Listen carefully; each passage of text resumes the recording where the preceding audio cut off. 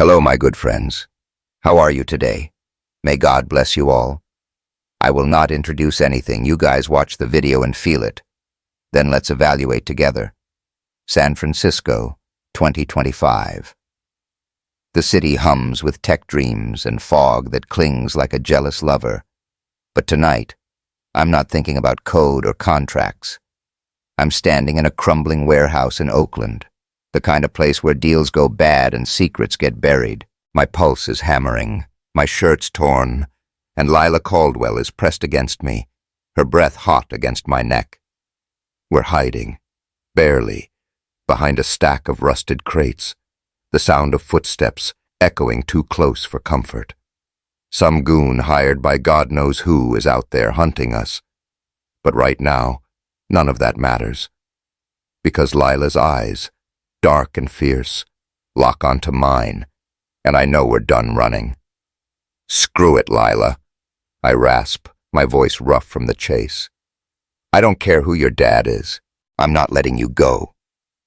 Her lips twitch, that half smirk she wears when she's about to call my bluff. You're gonna regret this, Bennett, she whispers. But there's no venom in it, just fire. And then she's kissing me. Or maybe I'm kissing her, I can't tell anymore. It's desperate, messy, like we're trying to cram a lifetime into this one moment. Her hands grip my jacket, pulling me closer, and I can feel every curve of her through that thin sweater, every heartbeat pounding against mine. It's not just a kiss. It's a detonation, blowing away every wall I've built around myself. Her lips taste like salt and adrenaline, and for the first time in years, I'm not thinking 3 steps ahead. I'm just here, drowning in her. A crash outside snaps us back. Voices shout, too close, and Lila pulls away, her chest heaving. We're not done, she says, eyes blazing with a promise that's half threat, half salvation. But we gotta move. That was 3 months ago.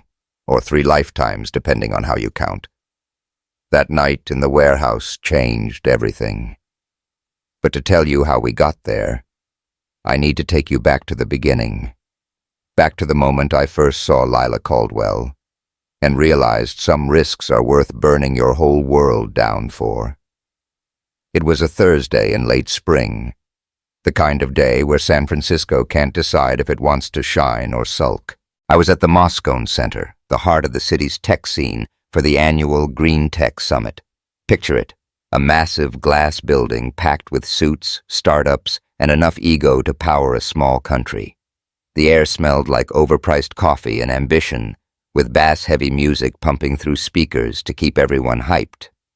I was there to give a keynote on Bennett Innovation's new lithium battery, game changer for electric cars, if I do say so myself. At 38, I'd built my company from a garage in Palo Alto to a billion-dollar empire. And yeah, I was feeling pretty damn good about it. The auditorium was packed, a sea of faces staring up at me as I paced the stage, tossing out buzzwords like sustainability and disruption, with just enough charm to keep the meeting it up. My slides clicked by, charts, prototypes, projections, and I was in the zone. Untouchable, until I saw her. She was sitting near the front, maybe 10 rows back, arms crossed like she wasn't buying a word I said. Dark hair pulled into a loose braid, a green dress that hugged her just right, and eyes that cut through the room like a laser. I stumbled over a sentence. Me, Jake Bennett, who'd closed deals with sharks in Beijing and DC without breaking a sweat. She raised an eyebrow, and I swear it felt like she'd called me out without saying a word. I wrapped up the talk, fielded a few softball questions, and was halfway through signing autographs. Yeah, tech geeks get weirdly starstruck when someone asked about battery costs. Not a softball this time, a curveball, sharp and skeptical. I looked up, and there she was, standing now, microphone in hand. "Nice speech, Bennett," she said, her voice clear and just a little mocking. "But your battery's going to cost more than my car. How's that sustainable for the average Joe?" The room went quiet. waiting for me to dunk on her. I grinned instead, leaning into the mic. "Then I'll throw in a free charger, miss." "Caldwell," she said, holding my gaze. "Lila Caldwell." A murmur rippled through the crowd. I kept my smile, but my gut twisted. Caldwell, as in Victor Caldwell, the guy who'd spent the last decade trying to bury me and my company, the man whose lawsuit against my dad's startup drove him to an early grave. And this woman, Lila, was his daughter. "Well, Lila," I said, recovering fast, "I'm betting we can make it work. What else you got?" She smirked like she knew I was dodging and sat down. But that smirk stayed with me, like a song you can't shake. The rest of the Q&A was a blur. All I could think about was her, those eyes, that voice, the way she'd thrown me off my game without even trying. After the talk, I headed to the networking lounge, a glass-walled space overlooking the city skyline. The place was buzzing, founders pitching VCs, waiters weaving through with trays of kombucha and sliders. I grabbed a coffee, black, no nonsense, and was about to dodge a guy waving a blockchain pitch when I saw her again. She was at the coffee bar, stirring a latte with a look that said she'd rather be anywhere else. I should have walked away. I knew who she was, what her last name meant, but my feet had other plans. Before I could overthink it, I was standing next to her, close enough to catch a hint of her perfume, something citrusy, sharp, unforgettable. "Rough crowd, huh?" I said, nodding toward the room. She glanced up, not surprised to see me. "Rougher for some," she shot back, stirring her coffee a little slower. "You always dodge the hard questions, Bennett." "Only when I'm distracted," I said. And yeah, I let my eyes linger on her a second too long. Her cheeks flushed, just enough to notice, and I felt a spark, like static before a storm. We talked for maybe 10 minutes, but it felt like hours. She was sharp, funny, not afraid to call me out when I got too cocky. She worked for her dad's foundation, pushing green energy projects in underserved neighborhoods, and the way her eyes lit up when she talked about it, man, it was something else. No one mentioned Victor or the bad blood between our families. For those 10 minutes, it was just Jake and Lila, two people vibing over coffee and big ideas. Then it all went to hell. "Lila." The voice was low, clipped, and way too familiar. Victor Caldwell stepped between us, his tailored suit screaming old money. He was 60, gray at the temples, with a stare that could freeze lava. "We're leaving." She stiffened, but her face stayed cool. "Just grabbing a coffee, Dad." Victor's eyes flicked to me, pure venom. "You don't need to waste time with his kind," he said, like I was something he'd scraped off his shoe. "Let's go." Lila hesitated just for a second and glanced at me. There was an apology in her eyes, maybe something more. Then she followed him, her heels clicking on the polished floor. I watched her go, the crowd swallowing her up, and felt a pang I hadn't felt in years, not since I'd buried my dad and sworn I'd never let a Caldwell get under my skin again. I stood there, coffee going cold in my hand, replaying every word she'd said. Lila Caldwell wasn't just trouble. She was a goddamn hurricane, and I was already caught in the wind. I should have known better. I'd spent 15 years building Bennett innovations from nothing, clawing my way up while Victor tried to crush me at every turn. His lawsuits, his whispers to investors, his endless games, they'd cost me more than money. And now his daughter was standing in my head, refusing to leave. I left the summit early, needing air. San Francisco stretched out below, all bridges and fog, the Golden Gate glowing faintly in the distance. I started running, like I always did when things got messy. Down Howard Street, past the tech bros and street artists, the bay's salt air stinging my lungs. My sneakers pounded the pavement, but no matter how fast I went, I couldn't outrun her.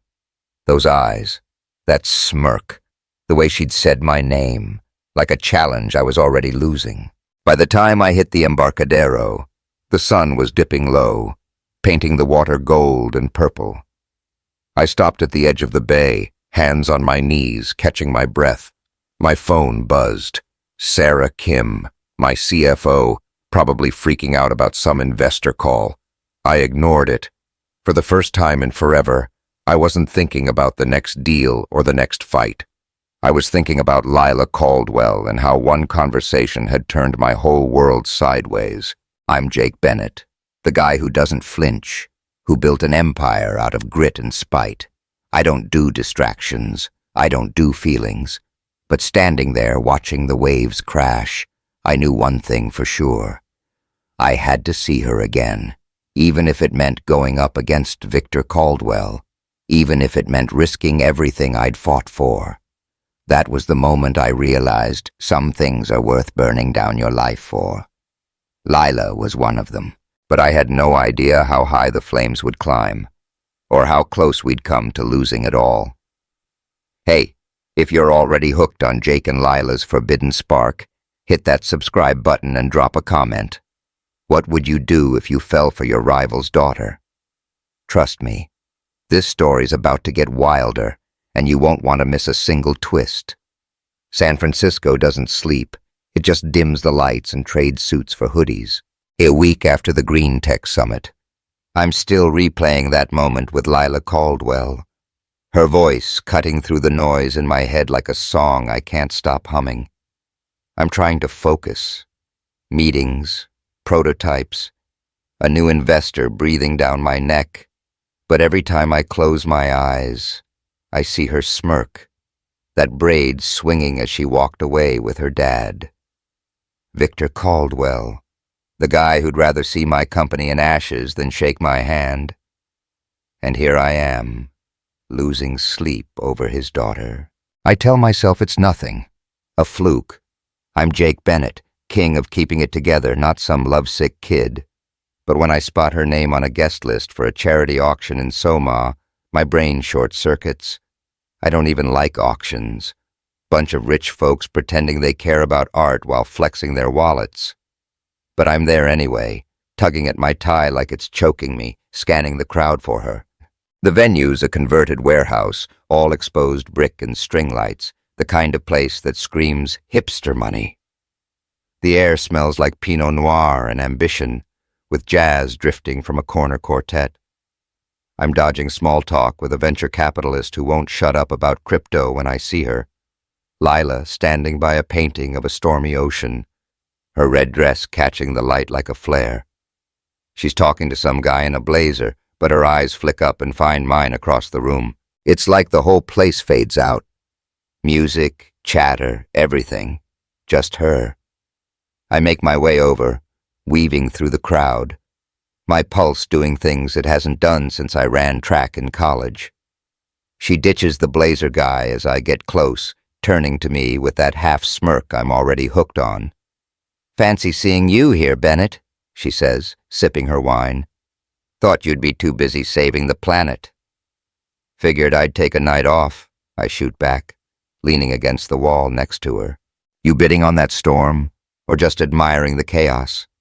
She laughs, soft and real, and it hits me like a fastball to the chest. "Chaos suits me," she says, tilting her head. "What about you? You strike me as a control freak." "Guilty," I admit, grinning, "but I'm working on it." We talk about the painting, about her work with urban solar projects, about how I used to sneak into Giants games as a kid. It's easy, too easy. Like we've known each other forever. She's got this way of listening. Really listening. Not just waiting for her turn to talk. I'm mid-story about a botched pitch in Shanghai when I realize we've drifted closer, our shoulders almost touching. Her perfume, citrus and something deeper, like cedar, makes it hard to think straight. "You're trouble, Jake," she says suddenly, her voice low, eyes searching mine. I should be running the other way. "Yeah?" I step just a hair closer, enough to feel the heat of her. Then why are you still here smirking at me? Her breath catches, and for a second, I think she's going to close the gap. I can almost taste the wine on her lips, feel the way her body would fit against mine. But then someone clinks a glass for the next bid, and the spell breaks. She steps back, her smile turning sharp. "Careful, Bennett," she says. "You're playing with fire." I want to say I'm ready to burn, but she's already turning away, disappearing into the crowd. I'm left standing there, heart pounding, wondering how the hell I'm supposed to go back to my life like she didn't just flip it upside down. That's how it starts, us finding each other again and again, like the universe is messing with us. A taco truck in the Mission District, where we argue over whether Al Pastor beats carnitas, the neon lights painting her face in pinks and blues. A foggy morning in Presidio Park, where we end up sharing a bench and a thermos of coffee, her laugh echoing through the eucalyptus trees. Each time, it's the same. We talk, we flirt, we dance around the truth. That we're on opposite sides of a war neither of us started. The mission's alive with energy. Murals splashed across every wall. The smell of grilled meat and cumin heavy in the air. We're at a food truck, Lila in a faded denim jacket and jeans that make it hard to focus. She's got salsa on her chin, and when I point it out, she laughs and swipes it away with her thumb, licking it off without breaking eye contact. It's a small thing, but it's like a punch to the gut. I'm trying to play it cool, but my hands are itching to pull her close, to see if she'd push me away or pull me closer. "You're staring," she teases, popping a piece of pineapple in her mouth. "Can't help it," I say, leaning on the truck's counter. "You're making tacos look like art." She rolls her eyes, but there's a flush on her cheeks that says she's not immune.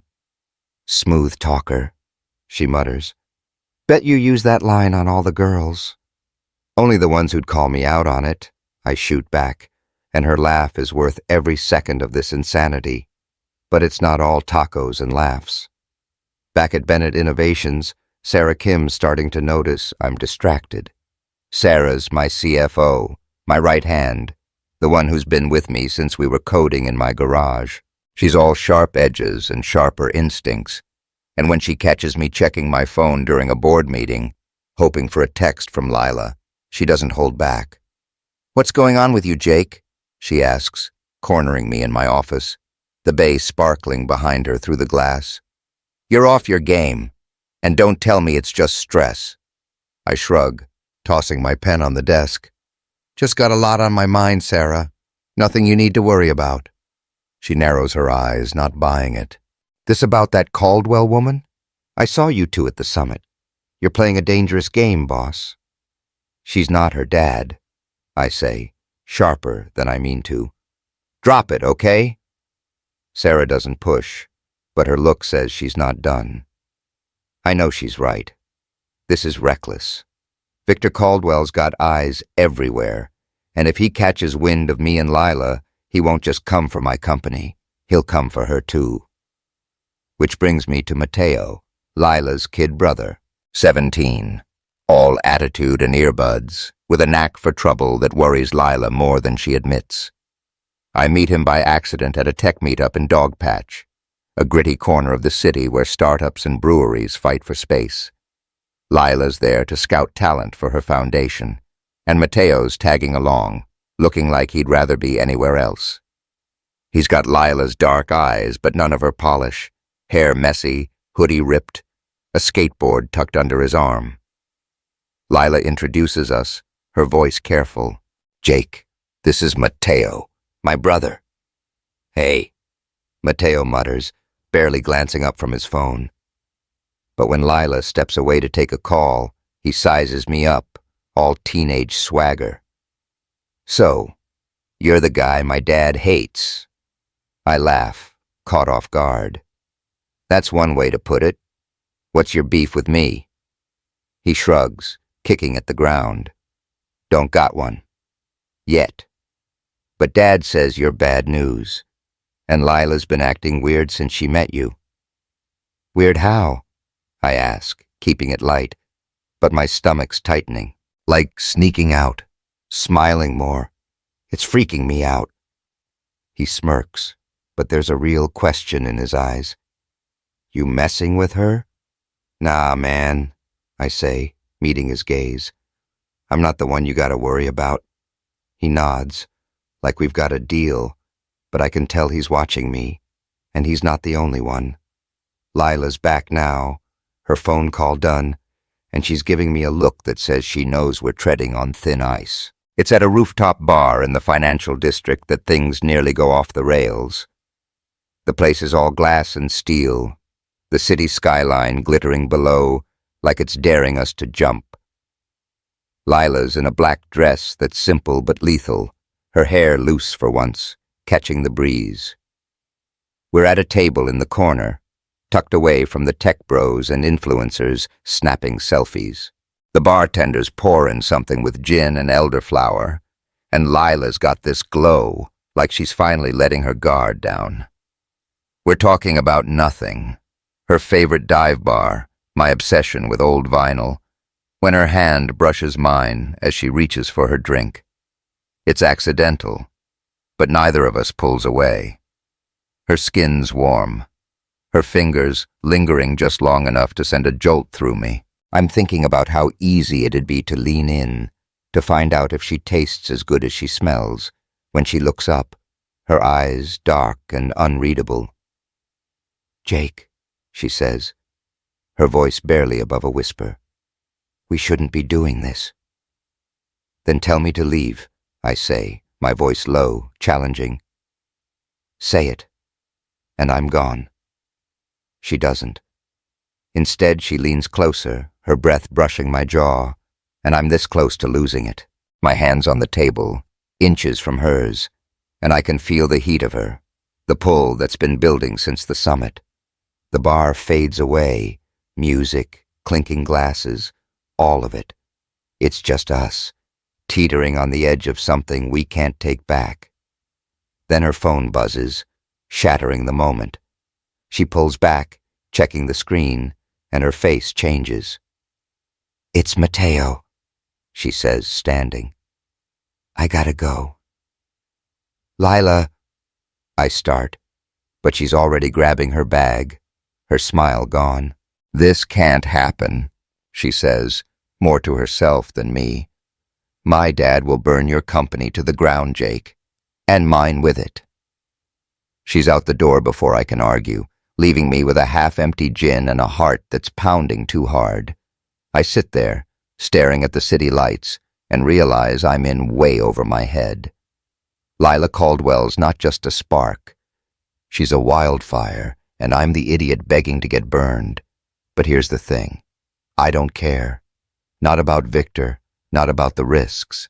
I'm already too far gone to turn back. San Francisco's got a way of making you feel like you're on top of the world one minute and drowning in it the next. It's been 2 weeks since that night at the rooftop bar, and Lila Caldwell's still burning through my thoughts like a fever I can't shake. I'm trying to keep my head in the game. Bennett Innovations is neck-deep in a new battery prototype, and investors are circling like sharks, smelling blood. But every time my phone lights up, I'm hoping it's her. A text, a call, anything. I'm Jake Bennett, the guy who closes billion-dollar deals without blinking, and here I am, acting like a teenager waiting for a prom date. I'm in my office, a glass box perched above the Embarcadero, staring at the bay's gray waves when Sarah Kim barges in. Sarah's my CFO, my anchor, the one who keeps my company from crashing when I'm too busy chasing trouble. Today, she's got that look, like she's about to rip me a new one. Jake, you seeing this? She says, tossing her tablet on my desk. It's a TechCrunch article, headline screaming, Bennett Innovations under fire, FTC probes battery contract. My stomach drops. The feds are sniffing around, questioning whether we fudged numbers to land a massive deal with a car maker. It's the kind of thing that can tank a stock price, or a career. This is crap, I say, scanning the article. We're clean, Sarah. You know that. Yeah, I know, she snaps, crossing her arms. But someone's stirring the pot, and I'm betting it's Victor Caldwell. You've been cozying up to his daughter, and now this? Coincidence, Jake? I flinch, hating how right she is. Victor's been gunning for me since I was a kid with a dream and a laptop. This FTC probe's got his fingerprints all over it, his way of reminding me who's got the biggest stick. But Lila, no way she's in on this. Still, Sarah's glare says she's not so sure. Leave Lila out of it, I say, sharper than I mean to. She's not her dad. Sarah raises an eyebrow, her voice softening just a notch. I hope you're right, boss. But you're playing with matches, and we're all going to get burned if you're wrong. She leaves me with the tablet and a headache. I'm about to call our legal team when my phone buzzes. A text from Lila. Meet me at Dolores Park, 7 p.m. We need to talk. No emojis, no flirty vibe, just those 4 words. We need to talk. My gut tells me this isn't about tacos or sunsets. Dolores Park's a circus on a Friday evening.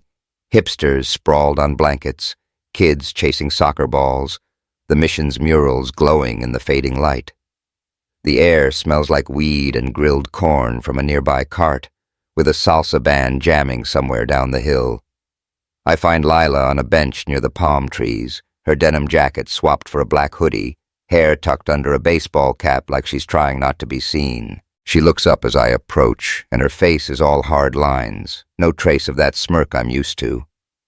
Hey, I say, sitting next to her, leaving enough space to keep it chill. You okay? She doesn't answer right away, just stares at the city skyline, the Transamerica Pyramid cutting through the fog. My dad knows, she says finally, her voice low, like she's afraid the words will break something. About us. The air goes heavy, like someone sucked out all the oxygen. Knows what, exactly? I ask, though I'm pretty sure I don't want the answer. Everything, she says, turning to me. Her eyes are stormy, full of fear and something fiercer. Defiance, maybe. He had me followed, Jake. Some creep with a camera caught us at the taco truck, the park, the bar. He's got photos. I curse under my breath, my hands balling into fists. Victor Caldwell, playing dirty like always. What'd he say? She laughs, bitter and sharp. Oh, you know, the usual. Called you a snake. Said you're using me to get to him. Told me to end it or he'll cut me off. Job, family, all of it. Her voice cracks on that last part, and it's like a knife to my chest. Lila's tough, but family's her weak spot, and Victor knows it. Lila, I'm not, I start, but she cuts me off. Don't, Jake. Don't make promises you can't keep. She's standing now, pacing like a caged animal. This isn't just about us. If I keep seeing you, he'll come for your company. He's already started, hasn't he? She's talking about the FTC probe, and yeah, she's dead on. But I'm not about to let Victor scare me off. I stand, grabbing her wrist gently to stop her pacing. Her skin's warm under my fingers, and I feel that spark again, even now. Let him try, I say, my voice steady. I've been through worse. She pulls away, but not fast enough to hide the way her breath hitches. You don't get it, do you? This isn't a game. He's not just my dad. He's Victor Caldwell. He doesn't lose. And I'm not running, I shoot back, stepping closer.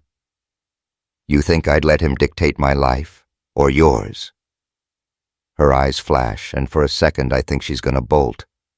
But then she's in my face, close enough that I can smell her shampoo, coconut maybe, mixed with the park's grassy scent. You're so damn stubborn, she hisses. Why can't you just walk away?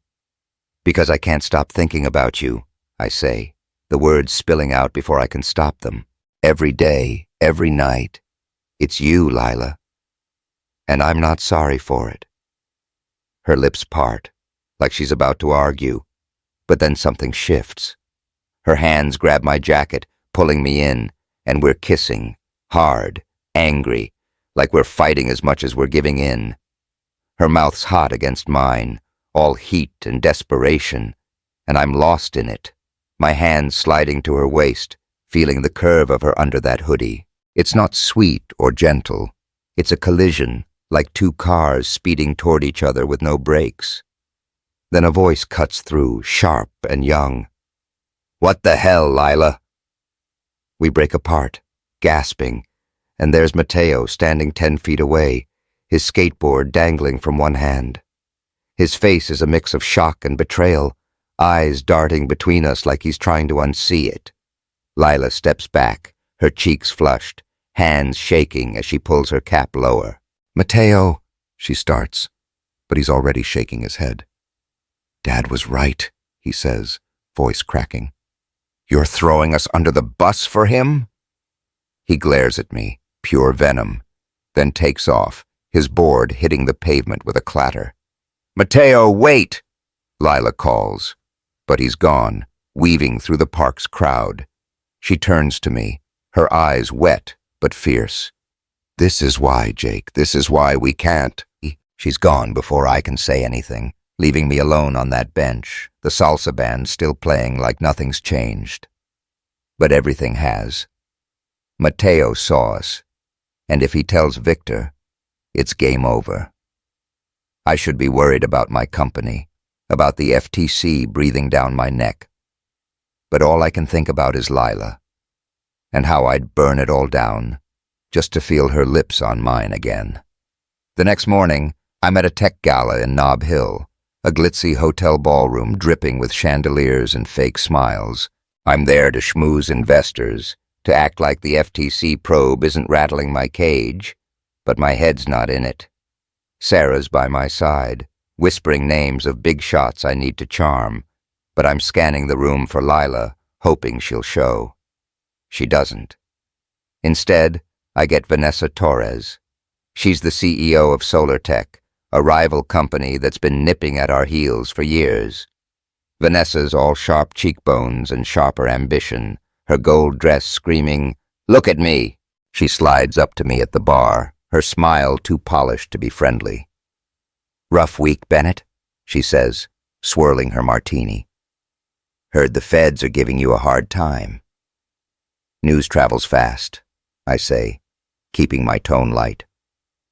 "You here to gloat, or you got something worth hearing?" She laughs, leaning closer, her perfume heavy and floral. "Maybe I've got a lifeline. Solar Tech's looking to partner on a battery project.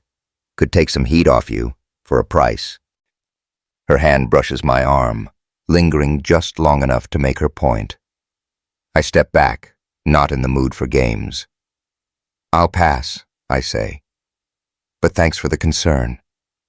"Your funeral," she says, her smile turning cold. "You're in deep, Jake. Don't say I didn't warn you." I watch her saunter off, unease curling in my gut. Vanessa's not the type to offer help without strings, and I'm starting to wonder if she's got her own angle in this mess. Sarah catches my eye from across the room, her expression saying she saw the whole thing. Great, another lecture coming my way. Back at my condo that night, I can't sleep. The city's lights pulse through my windows, but all I see is Lila's face. Angry, scared, beautiful. I pull up her number, my thumb hovering over the call button, but I don't press it. Instead, I grab a beer from the fridge and step onto the balcony, the bay's salt air cool against my skin. My phone buzzes. A text from an unknown number. "Check your email. You're welcome." M. I frown, opening my laptop. There's a new message, no subject, with a single attachment. A grainy photo of me and Lila at Dolores Park, her hands on my jacket, our lips locked. My heart stops. Victor's goon didn't just get snapshots. He got that moment, and now someone's dangling it over my head. I text Lila, short and urgent. "We've got a problem." No response. I pace the balcony, the beer forgotten, my mind racing. Victor's coming for us. and he's not playing fair. But what scares me more than his threats is the thought of losing Lila, not just to him, but to the weight of everything we're up against. I'm not a praying guy, but right now, I'm begging the universe for a way out. Because if this goes south, it's not just my company on the line, it's my heart, and I'm not sure I can survive losing that. San Francisco's fog has a way of making everything feel like a dream or a trap. It's been 3 days since that kiss in Dolores Park. 3 days since Mateo caught us and ran off, probably straight to Victor Caldwell.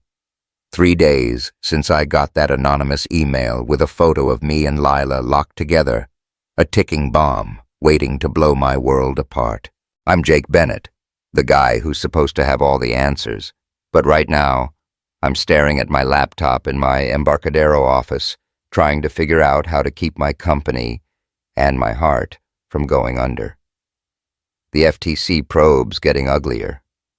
Sarah Kim's been on the phone with our lawyers non-stop, digging through contracts to prove we're clean, but the headlines aren't helping. Bennett Innovations faces federal scrutiny. That's the kind of thing that makes investors jump ship. Sarah's pissed, not just at the feds, but at me. She hasn't said it outright, but I can feel it. She thinks Lila's the reason we're in this mess. Maybe she's not wrong. My phone's been silent. No texts from Lila, no calls. I've typed out a dozen messages, deleted every one. What do you say to someone who's risking everything just to stand next to you? I'm about to head out for a run, anything to clear my head, when Sarah storms in, her tablet glowing with bad news. "Jake, we've got a problem," she says, shoving the screen in my face. It's an internal memo from Caldwell Enterprises, leaked to Bloomberg. Victor's pushing a new battery tech, claiming it'll outpace ours by a year. The timing's no coincidence. He's kicking us while we're down. "That's not a problem," I say, forcing a grin. "That's a challenge." Sarah's not buying it. "This isn't just business, Jake. It's personal.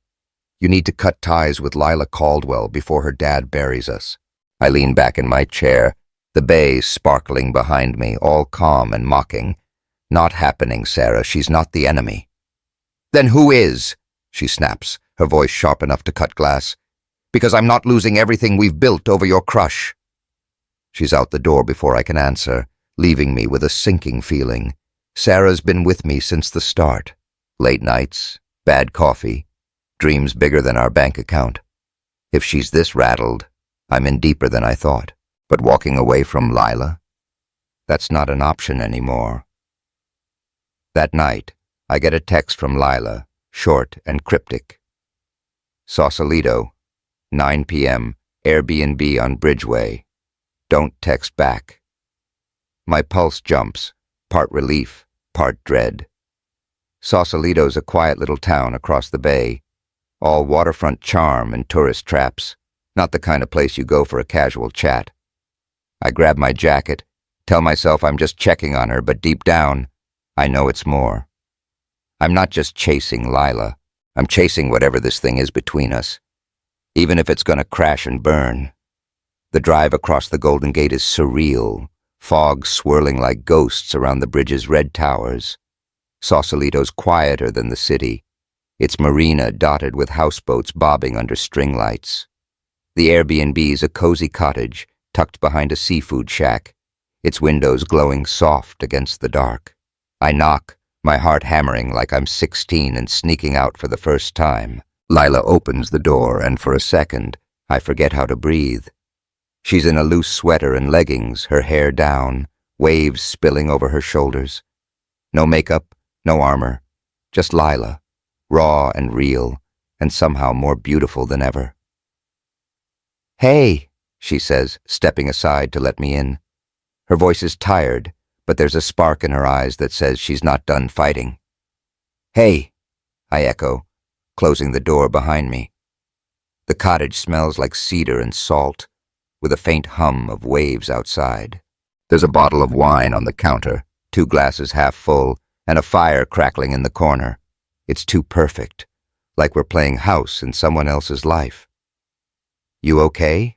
I ask, keeping my distance, though every inch of me wants to pull her close. She laughs, a little broken. "Define okay." She gestures to the couch and we sit, the space between us feeling like a canyon. Mateo told my dad about the park. Not everything, but enough. Dad's losing it. Says I'm betraying the family. And then there's Mom. Her voice trails off, and I catch a flicker of something new. Pain, maybe guilt. "What about your mom?" I ask, gentle, like I'm stepping on thin ice. Lila takes a deep breath, staring into her wine glass. "She's sick, Jake. Not dying, but fragile. Heart condition. She's been shielding me from Dad's worst, but now she's caught in the middle. And today, she told me something I didn't know." I wait, letting her find the words. The fire pops, throwing shadows across her face, and I'm struck by how small she looks, curled into the couch like she's carrying too much. "Mom used to work for your dad," she says finally, her eyes meeting mine. "Back when Bennett Innovations was just a startup. She was a lead engineer, one of the best. But your dad fired her, said she was leaking trade secrets. She wasn't, Jake. She was trying to call out some shady accounting, and he made her the scapegoat." My chest tightens, a mix of shock and shame. I was a kid when my dad ran the show, too young to know the details. But I remember the fights, the stress that ate him alive. "Lila, I had no idea," I say, and it sounds hollow, even to me. "I know," she says, softer now. "Mom doesn't blame you. She says you're not your dad. But mine, he's never let it go. That's why he hates you. Not just business. It's personal." The room feels smaller, the air thick with history I can't undo. I want to say something, anything, to fix it, but Lila's not done. "I've been fighting my whole life to prove I'm more than Victor Caldwell's daughter," she says, her voice fierce. "But loving you, it's like I'm proving him right, choosing the enemy over my family." "Loving me?" I repeat, the words hitting like a fastball. I lean closer, my hand brushing hers on the couch. Her skin's warm, and that sparks back stronger than ever. "You said it, Lila. Not me." She laughs, a real one this time, but there's a tear in her eye. "Shut up, Bennett. You know what I mean." I don't think. I just move, sliding closer until our knees touch. "I'm not your enemy," I say, my voice low, "and I'm not giving up on us, no matter what your dad throws at me." Her breath catches, and for a moment, we're frozen. The fire's glow painting her in gold. Then she's leaning in, her hand finding mine, fingers lacing tight. "Jake," she whispers, "how do we do this? How do we make this work?" "I don't know," I admit, my thumb brushing her knuckles. "But I'm all in. You with me?" She nods, and it's like a dam breaks. We're not kissing, not yet, but we're close, so close I can feel her heartbeat through her sweater. I pull her into my arms, and she curls against me, her head on my chest. It's not about heat or hunger, not tonight. It's about holding on, about finding something solid in the chaos. My hands trace her back, slow and careful, memorizing the way she fits against me. Her breath's warm on my neck, and I'm thinking, this is what home feels like, not some penthouse or corner office. We stay like that, tangled on the couch, the fire dying down to embers. She tells me about her mom's laugh, her brother's dreams of being a DJ, the pressure of being a Caldwell. I tell her about my dad's old vinyl collection, how I used to think I'd coach Little League instead of running a company. It's the most honest I've ever been, and it scares the hell out of me. The next morning, I'm back in the city, my head buzzing with an idea so crazy it might just work. If Victor's coming for me, I'm not going to sit back and take it. I call Sarah into my office, ignoring her skeptical look, and lay it out. A strategic alliance between Bennett Innovations and Caldwell Enterprises. Not a merger, hell no, but a joint project on our lithium battery tech. Together, we could dominate the market, outpace solar tech, and maybe, just maybe, get Victor to back off. Sarah stares at me like I've lost my mind. You're kidding, right? You think Victor Caldwell's gonna play nice because you're sweet on his daughter? It's not about Lila, I say, though we both know that's half true. It's good business. Their supply chain, our R&D, we'd be unstoppable. She shakes her head, but I can see her wheels turning. If you pull this off, it's a miracle.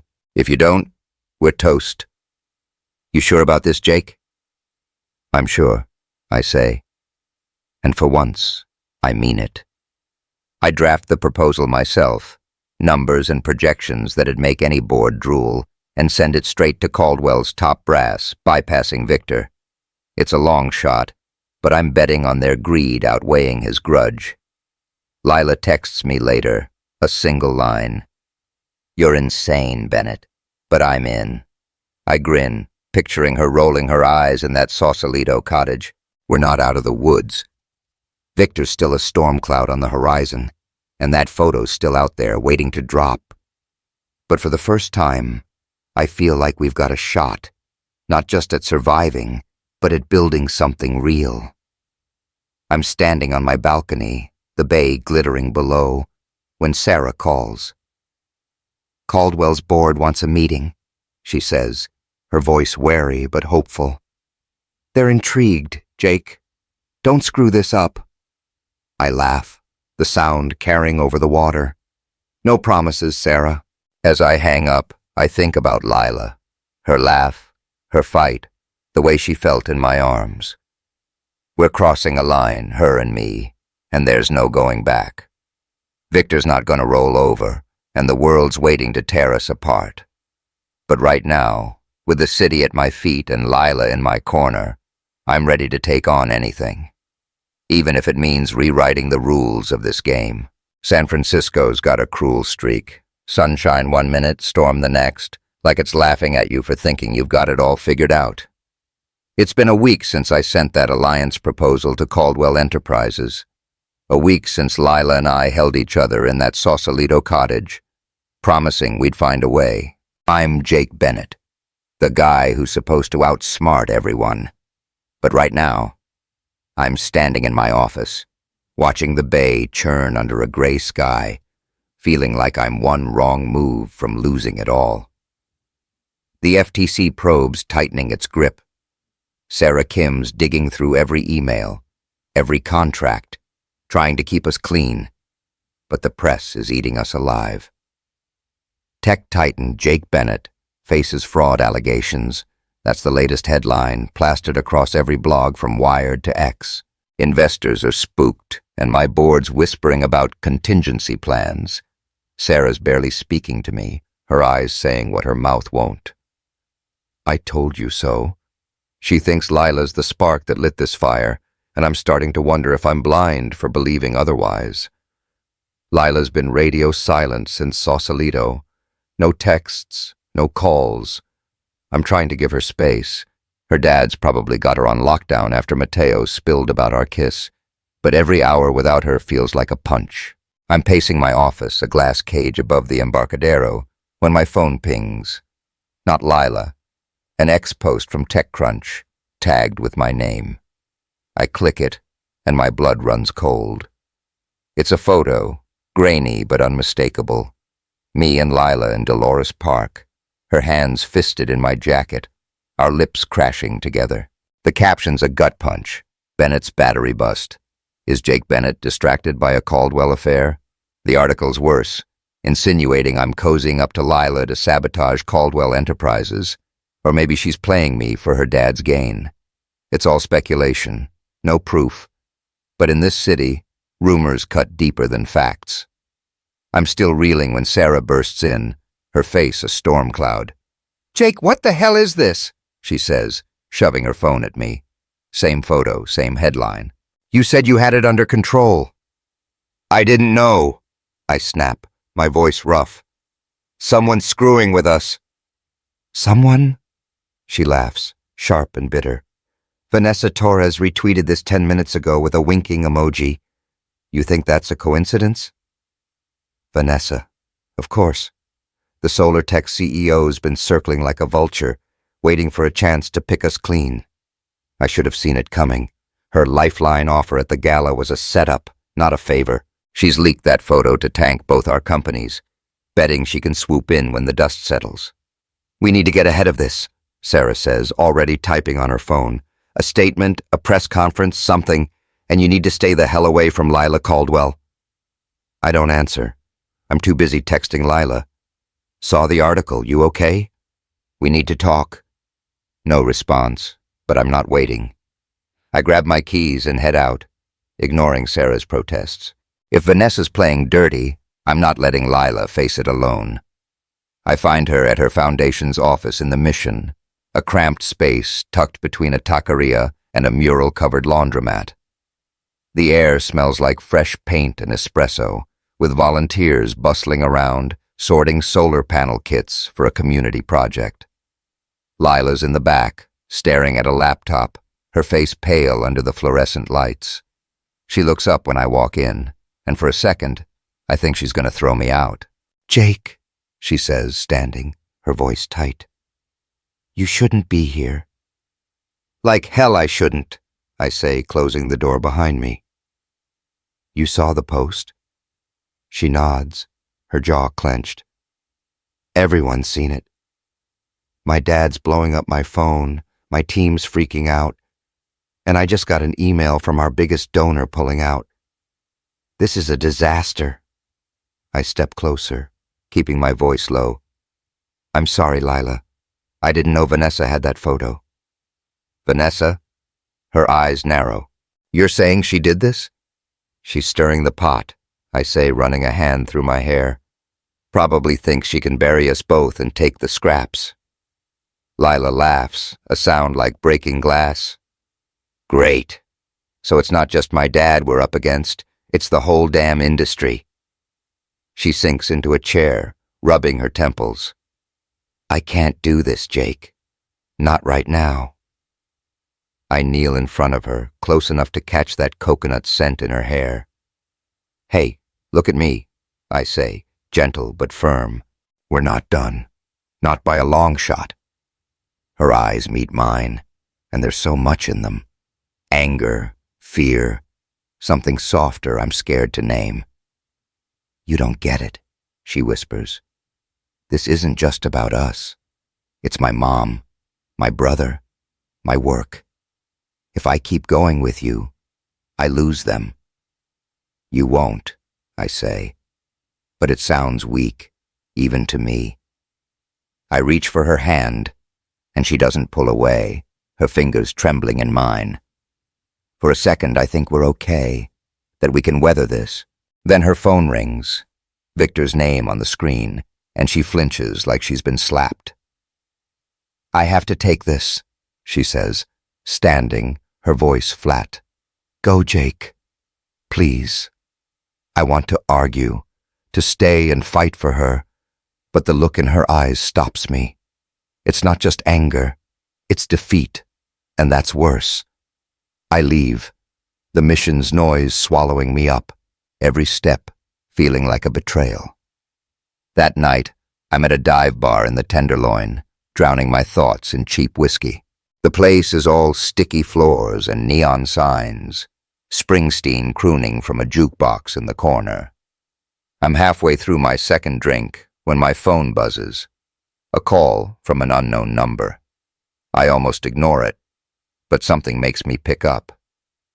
Jake, it's Mateo, says a voice, young and nervous. Lila's brother. Don't hang up. What do you want? I say, my tone sharper than I mean. I messed up, he says, words tumbling out. I was pissed about you and Lila, so I hacked into Vanessa's email, thought I'd find dirt to get you off our backs. But I found something else. She's been rigging bids, screwing over your company and ours. I tried to tell Lila, but she's not listening. And now Vanessa's people know I was in her system. My grip tightens on the glass. Where are you? Some warehouse in Oakland, he says, voice shaking. I was meeting a guy who said he'd help, but it's a setup. They're coming for me, man. Stay put, I say, already grabbing my jacket. Text me the address. I'm out the door, heart pounding, the city blurring past as I speed toward Oakland. I text Lila on the way. Mateo's in trouble.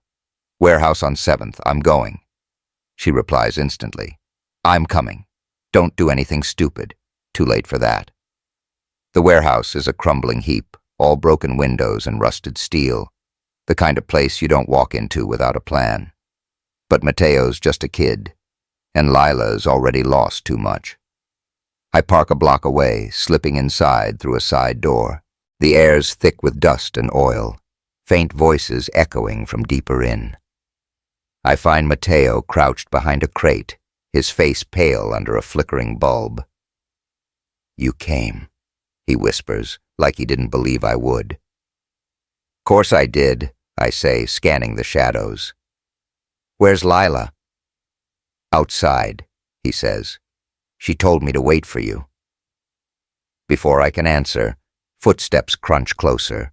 2 guys, maybe 3, their voices low and mean. I grab Mateo's arm, pulling him toward a stack of crates just as Lila slips in, her eyes wide with panic. She sees us, starts to run over, but I wave her back, mouthing, "Stay down." The footsteps are too close now, and there's nowhere left to hide. Screw it, I mutter, grabbing Lila's hand as she reaches us. We're getting out of here. We bolt, weaving through the maze of crates, the goons shouting behind us. My heart's in my throat, Lila's grip tight in mine, Mateo stumbling but keeping up. We make it to a side exit, bursting into the night, but a van screeches up, cutting us off. No time to think. I pull them back inside, ducking behind a pile of junk just as the door slams open. That's when it happens.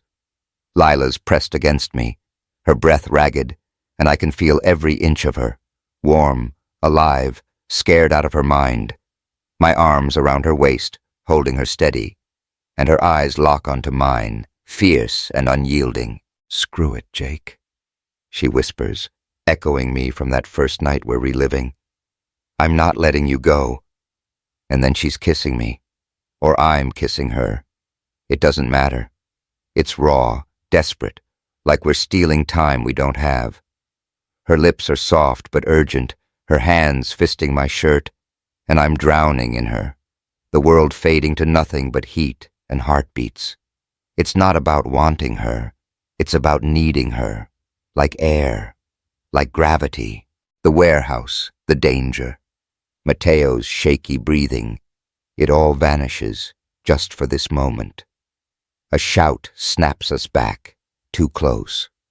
Move, I hiss, pulling her and Mateo toward another exit. We run, piling into my car as the van's headlights flash behind us. I gun the engine, tearing through Oakland's empty streets, Lila's hand still in mine, Mateo panting in the back. We lose them somewhere near the bay, but the adrenaline's still pumping, my pulse roaring in my ears. By the time we hit Fisherman's Wharf, the rain's coming down hard, turning the neon signs into blurry streaks. The place is a ghost town this late, just wet pavement and the smell of fried fish clinging to the air. I park near the pier, the 3 of us sitting in silence, rain drumming on the roof. Mateo's staring out the window, looking younger than his 17 years. I'm sorry, he says finally, voice small. I thought I was helping Dad, but I screwed you over, Lila. She reaches back, squeezing his hand. You're okay, Maddie. That's what matters. He nods, but doesn't meet her eyes. I'm about to say something when Lila turns to me, her face a mix of exhaustion and resolve. We need to talk, Jake. Alone. Mateo climbs out, muttering about finding a coffee shop, leaving us in the car with the rain closing us in. Lila's soaked, her hoodie clinging to her, and I'm fighting every urge to pull her close again. "This can't keep happening," she says, her voice steady but breaking at the edges. "That photo, Mateo. Now this? We're hurting everyone. My family, your company, ourselves." "So what? We just quit?" I say, my throat tight. "Walk away like none of this matters?" "It matters too much," she snaps, tears spilling now. "My mom's falling apart, my brother's in danger, and you're one headline away from losing everything. I can't be the reason it all burns down." "You're not," I say, reaching for her, but she pulls back, shaking her head. "I have to protect them, Jake. My family, my work, and you." Her voice catches, and it's like a knife twisting in me. "You have to protect what you've built. We're not kids. We don't get to be selfish." I want to argue, to tell her we can fight this, but the weight of her words hits hard. She's right. People are counting on us. Thousands of jobs, her mom's health, Mateo's future. But losing her, that's a kind of broke I don't know how to fix. "Then this is it?" I say, the words tasting like ash. "Goodbye?" She nods, tears streaming, but her chin's up, that fierce Lila strength shining through. "It has to be." She opens the door, stepping into the rain, her silhouette blurring as she walks away. I don't call after her. I don't move. I just sit there, the storm swallowing her up, knowing I've lost the only thing that ever felt bigger than my empire. San Francisco's got a way of breaking you down just to build you back up stronger, if you're lucky. It's been 5 days since Lila walked away in the rain at Fisherman's Wharf. 5 days since I sat in my car, watching her blur into the storm, feeling like I'd lost the only thing that ever made sense. I'm Jake Bennett, the guy who's supposed to have it all, billion-dollar company, corner office, a view of the bay that'd make anyone jealous. But without Lila, it's just noise, a hollow empire I'm not sure I want anymore. I've thrown myself into damage control, trying to save Bennett Innovations from the FTC probe and that damn TechCrunch photo that's still trending on X. Sarah Kim's working overtime, spinning stories to investors, but the board's restless, and I'm running out of moves. Vanessa Torres's leak didn't just hurt me, it hit Lila's foundation too, with donors bailing and her dad, Lila Caldwell, tightening his grip. I keep replaying our last fight, her tears mixing with the rain, and wondering if she was right. Maybe we're better off apart. I'm in my condo, staring at the city's lights through a wall of glass when my phone buzzes. A call from Mateo Caldwell, Lila's kid brother. After the warehouse mess, I didn't expect to hear from him again, but his voice is urgent, cutting through the fog in my head. "Jake, I got something," he says, no preamble. "Vanessa's emails. I didn't lose them when I got busted. She's been playing dirty, rigging bids to tank your battery deal and ours. I've got proof." I sit up, my pulse kicking into gear. "Proof like what?" "Screenshots, recordings, the works," he says, a hint of pride in his voice. "I'm sending it now. But Lila's got to know, and she's not answering me. You in?" "Yeah," I say, already pulling up my laptop. I'm in. The files hit my inbox. Pages of emails where Vanessa brags about bribing suppliers, faking test results, even tipping off the FTC to screw us both. It's a gold mine, enough to clear my name and sink SolarTech for good. But it's not just about me. Lila's fighting her own war, and if I'm gonna win her back, it's gotta be for both of us. I text her. "Mateo's got dirt on Vanessa. Meet me at the office, midnight, please." I don't expect a reply. She's been a ghost since the wharf, but my phone pings back. "I'll be there." My heart does a flip, half hope, half fear. This is my last shot, and I'm not blowing it. Midnight at Bennett Innovations is quiet, just the hum of servers and the bay's faint glow through the windows. My office feels too big, too empty, until Lila walks in. She's in jeans and a hoodie, her hair pulled back, looking like she hasn't slept in days. But her eyes, those dark, fierce eyes, still hit me like a punch every damn time. "Hey," I say, standing, my voice rougher than I mean. "Hey," she echoes, staying by the door, like she's not sure she should be here. "What's this about Mateo?" I gesture to my laptop, the screen open to Vanessa's emails. "Your brother's a genius," I say, trying for a smile. "He hacked Vanessa's system, got proof she's been sabotaging us, both our companies, bribes, fake data, the whole deal." Lila's eyes widen as she scans the files, her fingers hovering over the trackpad. This could change everything," she says, almost to herself. Then she looks up, and there's a spark there, the old Lila, ready to fight. "Why show me? You could have taken this straight to the press." "Because it's not just my fight," I say, stepping closer. "It's ours. Your foundation's bleeding, my stock's tanking, and Vanessa's laughing all the way to the bank. We take her down together, or we both lose." She holds my gaze, and for a second I think she's going to bolt again. But then she nods, slow and sure. "Okay, Jake. Together." We spend the next hour strategizing, piecing together a plan. Lila's sharp, throwing out ideas about leveraging the evidence to force a board vote on our alliance. I'm half listening, half distracted by the way her lips move, the way her hands gesture when she's fired up. When she catches me staring, she rolls her eyes, but there's a flush on her cheeks that says she's not immune. "Focus, Bennett," she says, nudging my arm. Her touch lingers, just a second, and it's enough to make my pulse race. "Trying," I say, grinning. "You're making it hard." She laughs, soft and real, and it's like the room lights up. For the first time in days, I feel like we've got a shot, not just at winning, but at being us again. The next morning, we're in Thunglung Silicon, a sleek conference room at Caldwell Enterprises headquarters, all glass and chrome with a view of rolling hills. Lila's leading the charge, presenting Mateo's evidence to a joint board meeting, hers and mine. I'm there as backup, but she's the star, her voice steady as she lays out Vanessa's crimes. Doctored tests, illegal bids, even a recording of her laughing about burying the Caldwells and Bennett.